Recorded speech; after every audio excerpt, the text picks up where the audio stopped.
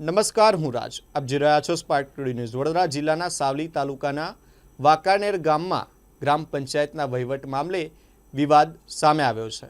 અરજદાર દ્વારા ખુલ્લી ચેતવણી જેવા અનેક સ્લોગન લખેલા બેનરો સાથે સાવલી તાલુકા પંચાયત કચેરીએ પહોંચી અનોખી રીતે રજૂઆત કરવામાં આવી હતી. અરજદારનો આક્ષેપ છે કે વાંકાનેર ગામના ચૂંટાયેલા મહિલા સરપંચના પતિ દ્વારા સરકારના નિયમો વિરુદ્ધ પંચાયતનો વહીવટ કરવામાં આવી રહ્યો છે. આ મામલે તાલુકા વિકાસ અધિકારીને ગત 29 નવેમ્બર 2025 અને ત્યારબાદ 8 મે 2026ના રોજ લેખિત રજૂઆત કરવામાં આવી હોવા છતાં કોઈ તપાસ કે કાર્યવાહી ન થતાં અરજદારે વિરોધ નોંધાવ્યો હતો. અરજદારે માંગ કરી છે કે વાંકાનેર ગ્રામ પંચાયતના સીસીટીવી કેમેરાની તપાસ કરવામાં આવે તેમજ પંચાયતના દફતર કબજે લઈ સમગ્ર મામલે નિષ્પક્ષ કાર્યવાહી હાથ ધરવામાં આવે.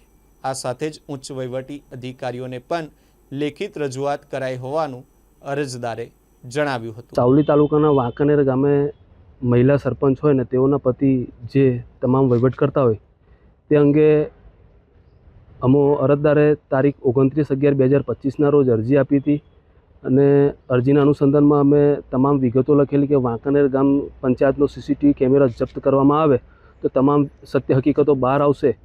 તેમ છતાં આજ દિન સુધી કોઈ કાર્યવાહી ના કરવામાં આવી હતી, જેથી અરજદાર તાલુકા પંચાયતમાં આજ ટીડીઓ સાહેબને રજૂઆત કરવા આવેલા, પત્ર આપવા માટે આવેલા અને વાંકાનેર ગામ ની હદમાં એક તળાવ આવેલું છે અને તે તળાવની અંદર સરપંચના પતિ દ્વારા ગટરના ગંદા પાણીનું કનેક્શન આપવામાં આવેલું છે.